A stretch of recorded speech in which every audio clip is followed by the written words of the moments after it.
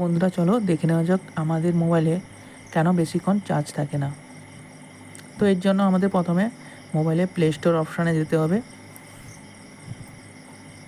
সেখান থেকে আমাদের যে প্লে স্টোরে যে ইমেল আইডিটি দিয়ে লগ ইন করা আছে ওটার উপর ক্লিক করতে হবে। ক্লিক করার পর নিচের দিকে দেখতে পাবেন ম্যানেজ অ্যান্ড ডিভাইস আছে, ওটাতে ক্লিক করতে হবে। ওখানটা যাওয়ার পর দেখবেন ডান দিকে ম্যানেজ বলে অপশান আছে, ওটাতে উপর ক্লিক করতে হবে।